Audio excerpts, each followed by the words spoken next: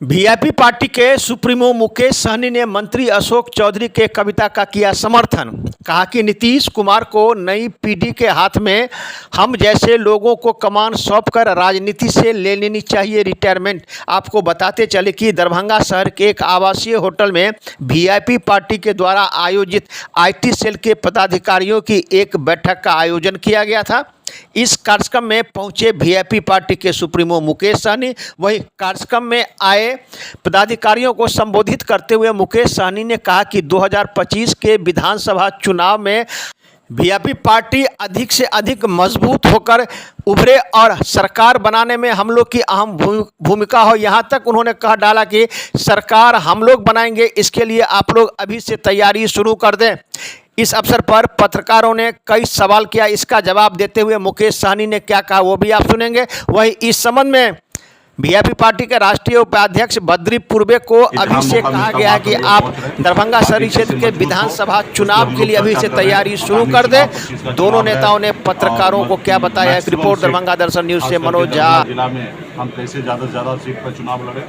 पिछली बार भी हमने 2 सीट पर लड़ा और दोनों सीट हमने जीत प्राप्त हुआ था। उसी तरीके से इस बार हम मैक्सिमम सीट कैसे लड़े और ज़्यादा से ज़्यादा सीट कैसे जीते और हमारी अपनी सरकार बनाए, इसके ऊपर हम लोग काम कर रहे हैं और मजबूती से पार्टी के सारे लोगों को ट्रेनिंग दिया जा रहा है। अच्छा, एक दो नई पार्टी सर विधानसभा चुनाव की बात करिए, कितने सीट पर इस बार वीआईपी अपने उम्मीदवार को लेकर आए? बिहार में 243 सीट है। 243 सीट पर इंडिया गठबंधन के तहत मजबूती से हम लोग तैयारी कर रहे हैं। सारे सीट पर हम लोग जीतने के उद्देश्य से काम कर रहे हैं। रहा कि निश्चित तौर पे गठबंधन के साथ हैं तो कुछ सीट पर वीआईपी लड़ेंगे, कुछ सीट पर आरजेडी लड़ेंगे, कुछ सीट पे कांग्रेस पार्टी लड़ेंगे, कुछ पे हमारे लेफ्ट के साथ ही लड़ेंगे। तो वो हम लोग आने वाले समय में डिसाइड होगा। पार्टी हमारी जितनी मजबूत होगा उतने मैक्सिमम सीट पर हम लड़ेंगे और हर पार्टी का कोशिश होता है कि मैक्सिमम सीट लड़े, तो हमारी भी कोशिश होगा मैक्सिमम सीट लड़े और 243 सीट पर हम तैयारी करें। सर अशोक चौधरी हैं, नीतीश कुमार के बुढ़ापे को लेकर तंज कसा है, सर क्या कहें? नहीं, देखिए ये तो बात सही है, हर व्यक्ति का उम्र होता है और माननीय मुख्यमंत्री जी काफ़ी लंबे समय से बिहार को चला रहे हैं, बिहार के मुख्यमंत्री हैं और एक उम्र हो चुका है। और आप देखते हैं कि हाल फिलहाल में आप बहुत सारे ऐसे बयान जो दे रहे हैं जिसपे खास करके बिहार के लोग को अच्छा नहीं लगता और देश के लोगों को भी अच्छा नहीं लगता। और एक उम्र के होने के बाद कह सकते हैं कि बहुत सारा चीज़ें होता है वो भूल जाते हैं, बहुत ऐसे चीज़ जो नहीं बोलना चाहिए वो भूल जाते हैं।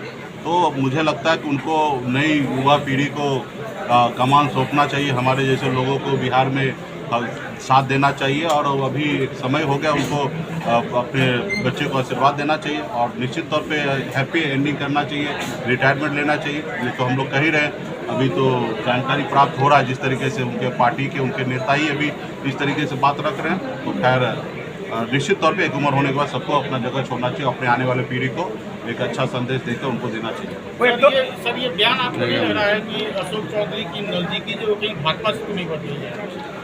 अब भाजपा के साथ तो है ही, तो इससे ज़्यादा और नज़दीकी क्या होगा? फिलहाल इस पर ज़्यादा जानकारी बाकी। अच्छा, एक दो नई पार्टी जो अभी पूरे बिहार में भ्रमण कर रही है, उस संबंध में आपका क्या कहना है? उसका कैसा रोल रहेगा 2025 के विधानसभा चुनाव में? देखिए अभी वो घूम रहे हैं और पहले पार्टी बनाएंगे, उसके बाद उस पर हम लोग टिक्का टिप्पणी करेंगे। अभी वो घूम रहे हैं, बिहार के बारे में अच्छा बात कर रहे हैं, अच्छा बोल रहे हैं, वही काफ़ी है। लेकिन उनको वन साइड में रह के काम करना चाहिए, वॉइस होकर बात नहीं करना चाहिए।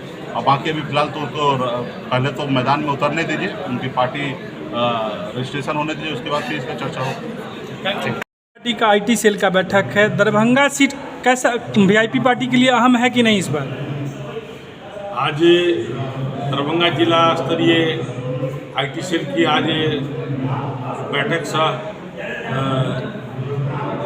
ट्रेनिंग के तौर पे आज एक मीटिंग बुलाई गई है और हमारी पार्टी प्रयास में है कि दरभंगा जिला में ज़्यादा से ज़्यादा सीट गठबंधन में लड़े।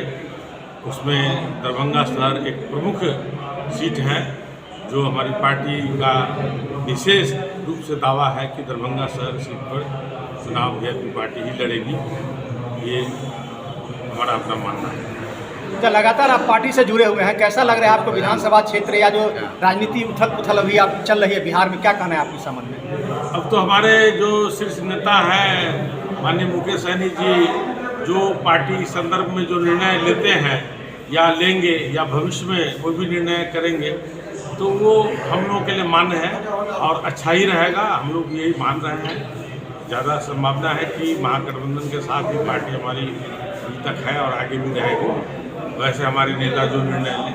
दरभंगा शहरी विधानसभा राजद की परंपरागत सीट मानी जाती है, ऐसे में क्या लगता है वो वीआईपी के लिए सीट छोड़ने को तैयार होगी? इस पर मैं ज़्यादा नहीं कह सकता हूं, लेकिन मैं ये जानता हूं कि विगत 5 चुनाव से राष्ट्रीय जनता दल इस सीट पर चुनाव तो लड़ तो रही है, लेकिन विजय हासिल नहीं कर पा रही है।